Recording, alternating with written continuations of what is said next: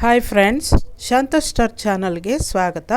ಇವತ್ತು ಒಳ್ಳೆಯ ಹಪ್ಪಳ ಮಾಡೋದು ಹೇಗೆ ಅಂತ ನಾವು ನೋಡೋಣ ಬನ್ನಿ.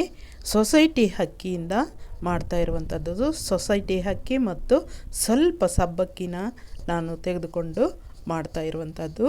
ತುಂಬಾ ಚೆನ್ನಾಗಿ ಬರುತ್ತೆ ಫ್ರೆಂಡ್ಸ್. ತುಂಬಾ ಆಯಿಲು ಹೀಟ್ ಮಾಡ್ದಿರ ಸ್ವಲ್ಪ ಮಟ್ಟಿಗೆ ಆಯಿಲನ್ನು ಹೀಟ್ ಮಾಡಿಕೊಂಡು ಮಾಡಿದರೆ ಹಪ್ಪಳ ಒಳ್ಳೆ ಕಲರ್ಫುಲ್ಲಾಗಿ ವೈಟಾಗಿ ಬರುತ್ತೆ ಫ್ರೆಂಡ್ಸ್. ತುಂಬಾ ಚೆನ್ನಾಗಿರುತ್ತೆ. ಪುಡಿ ಪುಡಿ ಆಗೋಗುತ್ತೆ. ನಾವು ಸುಮ್ಮನೆ ಕೈಯಲ್ಲಿ ಹಂಗಂದರೆ ಎಲ್ಲ ಪುಡಿ ಪುಡಿ ಆಗೋಗುತ್ತೆ ಫ್ರೆಂಡ್ಸ್. ಅಷ್ಟು ಚೆನ್ನಾಗಿ ಬರುತ್ತೆ. ತಿನ್ನೋಕ್ಕಂತೂ ಟೇಸ್ಟ್ ಅಂತೂ ತುಂಬಾ ಅದ್ಭುತವಾದಂತಹ ಟೇಸ್ಟ್ ಕೊಡುತ್ತೆ. ಅಷ್ಟೇ ಈಸಿ ಕೂಡ ಹಪ್ಪಳ ಮಾಡೋದು. ತುಂಬಾ ಈಸಿ ಅಂತಂದರೆ ತುಂಬಾ ಈಸಿ. ಖರ್ಚು ಇಲ್ಲ ಫ್ರೆಂಡ್ಸ್. ತುಂಬಾ ಖರ್ಚು ಕೂಡ ಅಷ್ಟೇ ಕಡಿಮೆ ಇದೆ. ನಾವು ಈಗ ಹಪ್ಪಳ ಯಾವ ರೀತಿ ತಯಾರು ಮಾಡ್ಕೋಬೇಕು ಅಂತ ಒಂದು ಸಲ ನೋಡೋಣ ಬನ್ನಿ. ಈಗ ನಾನು ಒಂದು ಹಪ್ಪಳನ ಕೈಗೆ ತೆಗೆದುಕೊಳ್ತೀನಿ. ನೋಡಿ ಎಷ್ಟು ಚೆನ್ನಾಗಿದೆ ಅಂತ. ಹಪ್ಪಳ ಎಷ್ಟು ಚೆನ್ನಾಗಿ ಬಂದಿದೆ ಅಂತಂದರೆ ಅಷ್ಟು ಚೆನ್ನಾಗಿ ಬಂದಿದೆ. ನೋಡಿ ಈಗ ಹಪ್ಪಳನ ನೋಡಿ ಆ ರೀತಿ ಕೈಯಲ್ಲಿ ಹಂಗಂದರೆ ಎಲ್ಲ ಪುಡಿ ಪುಡಿ ಆಗೋಗುತ್ತೆ. ಅಷ್ಟು ಚೆನ್ನಾಗಿ ಬರುತ್ತೆ ಹಪ್ಪಳ. ಸಿಂಪಲ್ಲಾಗಿ ಅದ್ಭುತವಾದಂಥ ಹಪ್ಪಳ ಮಾಡೋಣ.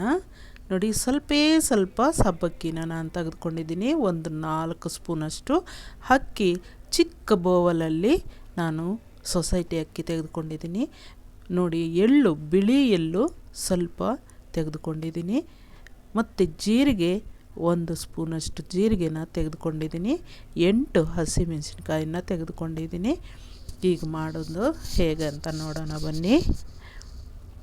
ಅಕ್ಕಿ ಮತ್ತು ಸಬ್ಬಕ್ಕಿನ ಎರಡನ್ನೂ ಸೇರಿಸಿ ನೀಟಾಗಿ ತೊಳೆಯೋಣ. ಯಾಕಂದರೆ ಸೊಸೈಟಿ ಅಕ್ಕಿ ಆಗಿರೋದ್ರಿಂದ ನಾವು ಚೀಲಗಳಲ್ಲಿ ಎಲ್ಲಂದರೆ ಅಲ್ಲೇ ಹಾಕಿರ್ತಾರೆ. ಅದರಿಂದ ನೀಟಾಗಿ ತೊಳಿಬೇಕು. ಒಂದು 3 ಸಲ 4 ಸಲ ತೊಳೆದು ಒಂದು ಕುಕ್ಕರ್ಗೆ ನಾನು ಸೇರಿಸ್ತಾ ಇದ್ದೀನಿ. ಒಂದಷ್ಟು ಬೋವಲಷ್ಟೇ ನಾನು ಅಕ್ಕಿ ತೆಗೆದುಕೊಂಡಿರೋದು. ಈಗ ಅದೇ ಬೋವಲಲ್ಲಿ ನಾನು 5 ಬೋವಲಷ್ಟು ನೀರನ್ನು ಸೇರಿಸ್ತಾ ಇದ್ದೀನಿ. ಯಾವ ಬೋವಲಲ್ಲಿ ಇಲ್ಲ ಯಾವ ಗ್ಲಾಸಲ್ಲಿ ನೀವು ತೆಗೆದುಕೊಂಡಿರ್ತೀರೋ ಅದರಲ್ಲೇ ನಾವು ಹೇಗೆ ಅಕ್ಕಿ ತೆಗೆದುಕೊಂಡಿರ್ತೀವೋ ಅಷ್ಟೇ ನೀರನ್ನು 5 ಸಲ ತೆಗೆದುಕೋಬೇಕಾಗತ್ತೆ.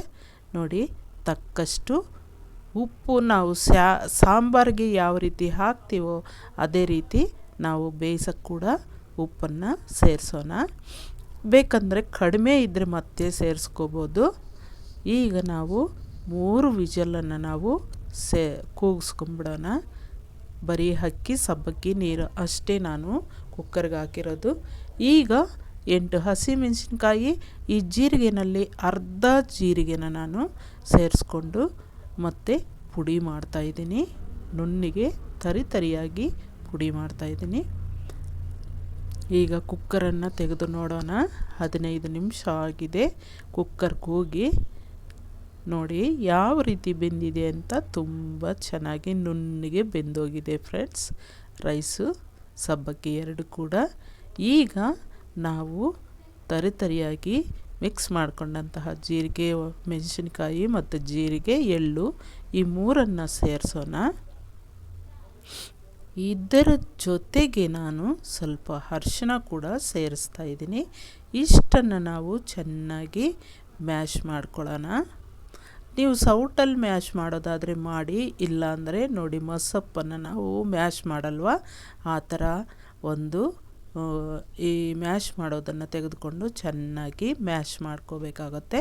ನುಣ್ಣಿಗೆ ಮ್ಯಾಶ್ ಮಾಡಿದಷ್ಟು ಹಪ್ಪಳ ಚೆನ್ನಾಗಿ ಬರುತ್ತೆ. ಆಯಿತು, ಮ್ಯಾಶ್ ಮಾಡಿರೋದು ತುಂಬಾ ನುಣ್ಣಿಗೆ ಮಾಡಿದ್ದೀನಿ. ಈಗ ಸ್ವಲ್ಪ ಹೊತ್ತು ನಾವು ಆರಲಿಕ್ಕೆ ಬಿಡೋಣ. ಯಾಕಂದರೆ ಕೈ ಸುಡುತ್ತೆ. ಅದು ಸ್ವಲ್ಪ ಆರಿದರೆ ಗಟ್ಟಿನೂ ಆಗುತ್ತೆ. ಆಗ ನಾವು ಹಪ್ಪಳ ಮಾಡ್ಕೊಳ್ಳೋಕ್ಕೆ ಈಸಿ ಆಗುತ್ತೆ. ನೋಡಿ ಈ ರೀತಿ ತೆಳುವಾದಂತಹ ಪೇಪರನ್ನು ಒಂದು ತೆಗೆದುಕೋಬೇಕು. ಒಂದು ಪ್ಲೇಟನ್ನು ನೋಡಿ ಆ ರೀತಿ ಗುಂಡಿಗೆ ಇರುವಂತಹ ಪ್ಲೇಟನ್ನು ನಾವು ತೆಗೆದುಕೋಬೇಕು. ಹಪ್ಪಳ ಒತ್ತಕ್ಕೆ ಈಸಿ ಆಗುತ್ತೆ. ನಮಗೆ ಸ್ವಲ್ಪ ಆಯಿಲನ್ನು ಸವರ್ಕೋಬೇಕು ಪೇಪರ್ಗೆ, ಪ್ಲಾಸ್ಟಿಕ್ ಸೀಟ್ಗೆ. ಈಗ ನಾವು ನೋಡಿ ಒಂದು ಬೌಲಲ್ಲಿ ನೀರನ್ನು ಇಟ್ಕೊಂಡಿದ್ದೀನಿ, ಕುಡಿಯೋ ನೀರು. ನಮಗೆ ಬೇಕಾದಾಗ ನೀರಲ್ಲಿ ಕೈಯನ್ನು ಡಿಪ್ ಮಾಡ್ಕೋಬೋದು ಮೆತ್ಕೊಳ್ಳುತ್ತೆ ಅಂದಾಗ. ನೋಡಿ ಈಗ ಉಂಡೆನ ನಾನು ತೆಗೆದು ಮತ್ತು ಪ್ಲಾಸ್ಟಿಕ್ ಸೀಟ್ ಮೇಲೆ ಇಟ್ಟು ಮತ್ತು ಈ ಸೀಟನ್ನು ಆಯಿಲ್ ಹಚ್ಚಿರುವಂತಹ ಸೀಟನ್ನು ಅದರ ಮೇಲೆ ಹಾಕಿ ಈಗ ಪ್ಲೇಟಿಂದ ನಾನು ಪ್ರೆಸ್ ಮಾಡ್ತಾಯಿದ್ದೀನಿ. ನಾನು ಒಬ್ಬಳೆ ಕೈಯಿಂದ ಮಾಡ್ತಾಯಿರೋದು, ಯಾರು ನನಗೆ ಸಪೋರ್ಟ್ ಇಲ್ಲ. ಇಲ್ಲಿ ಇದ್ರೂ ನಾನು ಕರೆಯಲ್ಲ, ಯಾಕಂದರೆ ಅಡುಗೆ ವಿಷಯ ಇದು. ನೀಟಾಗಿ ನಾವೇ ಮಾಡಿ ತೋರಿಸಿದ್ರೆ ಎಲ್ಲರಿಗೂ ಚೆನ್ನಾಗಿ ಅರ್ಥ ಆಗುತ್ತೆ ಅಂತ ಕರೆಯಲ್ಲ ಫ್ರೆಂಡ್ಸ್. ಅವರೊಂದು ರೀತಿ ವಿಡಿಯೋ ಮಾಡೋದು, ನಾನೊಂದು ರೀತಿ ಮಾಡೋದು, ಇದೆಲ್ಲ ಆಗುತ್ತೆ. ಅದರಿಂದಾಗಿ ನಾನೇ ವಿಡಿಯೋ ಮಾಡ್ತೀನಿ. ಈಗ ಮತ್ತೆ ಒಂದು ಸ್ವಲ್ಪ ಆಯಿಲನ್ನು ಸವರ್ಕೊಳ್ಳೋಣ. ಈ ರೀತಿ ಸ್ವಲ್ಪ ಸ್ವಲ್ಪ ಆಯಿಲನ್ನು ಸವರ್ಕೊಳ್ಳುತ್ತಾ, ತುಂಬ ಹೆಚ್ಚಾಗಿ ಆಯಿಲನ್ನು ಸವರಬೇಡಿ, ಯಾಕಂದರೆ ಸ್ಟಾಕ್ ಇಡುವಂತಹ ಹಪ್ಪಳ ತುಂಬ ಹೆಚ್ಚಾಗಿ ಆಯಿಲನ್ನು ಹಚ್ಚಿದರೆ ಸ್ಟಾಕ್ ಇಡುವಂಥವು ಬೂಸ್ಟ್ ಬರ್ಬೋದು. ಅದರಿಂದಾಗಿ ಸ್ವಲ್ಪ ಆಯಿಲನ್ನು ಹಚ್ಕೋಬೇಕಾಗತ್ತೆ. ಈಗ ನೋಡಿ ಮತ್ತೊಂದು ಹಪ್ಪಳ ಯಾವ ರೀತಿ ಮಾಡ್ತೀನಿ ಅಂತ. ಈ ರೀತಿ ಪ್ರೆಸ್ ಮಾಡಿದರೆ ಹಪ್ಪಳ ಚೆನ್ನಾಗಿ ಬರುತ್ತೆ. ತುಂಬಾ ಈಸಿ ಅಂತಂದರೆ ಈಸಿ, ಖರ್ಚಂತೂ ಕಡಿಮೆ ಅಂದರೆ ಅತೀ ಕಡಿಮೆ ಫ್ರೆಂಡ್ಸ್.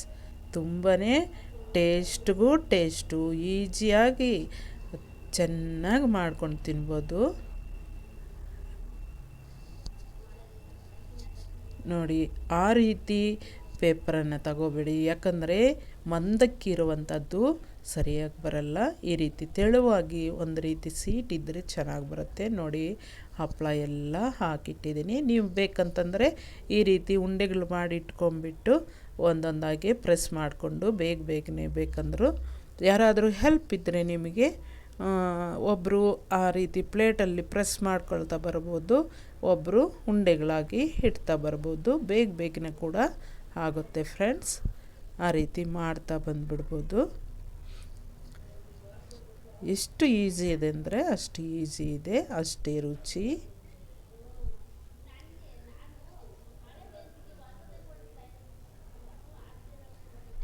ಪ್ಲೀಸ್ ನಮ್ಮ ಚಾನಲನ್ನು ಯಾರು ಹೊಸದಾಗಿ ನೋಡ್ತಾ ಇದ್ದೀರಾ ಅವರು ಸಬ್ಸ್ಕ್ರೈಬ್ ಮಾಡ್ಕೊಳ್ದೇ ಇರೋರು ಸಬ್ಸ್ಕ್ರೈಬ್ ಮಾಡ್ಕೊಳ್ಳಿ, ಶೇರ್ ಮಾಡಿ, ಕಮೆಂಟ್ ಮಾಡಿ, ಲೈಕ್ ಮಾಡಿ ಫ್ರೆಂಡ್ಸ್.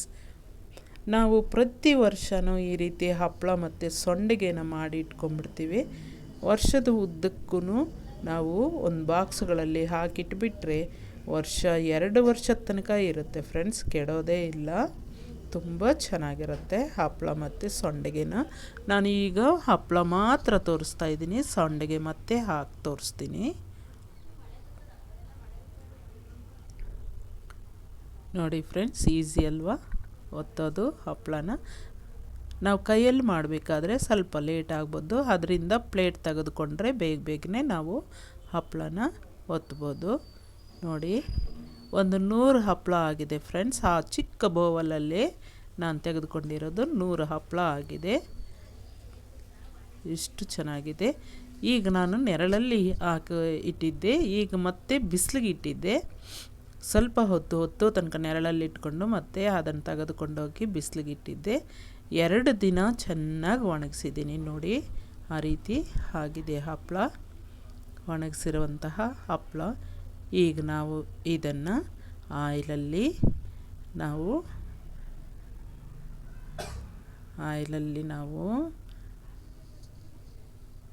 ಹಾಕೋಣ. ಆಯಿಲು ಬಿಸಿ ಆಗಲಿ, ಹೇಗೆ ಬರುತ್ತೆ ಬಿಡೋಣ. ನೋಡಿ ಫ್ರೆಂಡ್ಸ್, ತುಂಬಾ ಬಿಸಿ ಆಗಕ್ಕೆ ಬಿಡಬೇಡಿ ಆಯಿಲು, ಯಾಕಂದರೆ ಕಪ್ಪಗಾಗ್ದಿರ ವೈಟಾಗಿ ಬರುತ್ತೆ. ತುಂಬ ಹೆವಿ ಬಿಸಿ ಆಗಬಾರ್ದು ಆಯಿಲು. ನೋಡಿ ಎಷ್ಟು ಚೆನ್ನಾಗಿ ಬರ್ತಾ ಇದೆಯಲ್ಲ. ನಾವು ಸಬ್ಬಕ್ಕಿ ಸೇರಿಸಿರೋದ್ರಿಂದ ತುಂಬಾ ಎಷ್ಟು ಗರಿ ಆಗಿರುತ್ತೆ ಅಂತಂದರೆ ಅಷ್ಟೇ ಗರಿ ಮತ್ತು ಅಷ್ಟೇ ಅಗಲ ಆಗುತ್ತೆ ಫ್ರೆಂಡ್ಸ್. ನೋಡಿ ಎಷ್ಟು ಅಗಲ ಆಗ್ತಾಯಿದೆ ಅಂತಂದರೆ ಅದೇ ನಾವು ಹಾಕಿರುವ ಹಪ್ಪಳದ 2 ಡಬಲ್ ಬರ್ತಾಯಿದೆ. ನೋಡಿ ಎಷ್ಟು ಚೆನ್ನಾಗಿ ಬರ್ತಾಯಿದೆ, ತುಂಬಾ ಚೆನ್ನಾಗಿರುತ್ತೆ. ಈ ರೀತಿ ಪ್ರತಿಯೊಬ್ಬರು ಹಪ್ಪಳ ಮಾಡಿಕೊಂಡು ಸ್ಟೋರ್ ಮಾಡಿಕೊಂಡು ವರ್ಷಾನುಗಟ್ಲೆ ನೀವು ಇಟ್ಕೊಂಡು ನೀವೇ ಅತಿ ಕಡಿಮೆ ಬೆಲೆಯಲ್ಲಿ ಆರಾಮಾಗಿ ಚೆನ್ನಾಗಿ ತಿನ್ಬೋದು ಫ್ರೆಂಡ್ಸ್. ಎಲ್ಲರೂ ಟ್ರೈ ಮಾಡಿ, ತುಂಬಾ ಚೆನ್ನಾಗಿದೆ ಹಪ್ಪಳ. Thank you very much.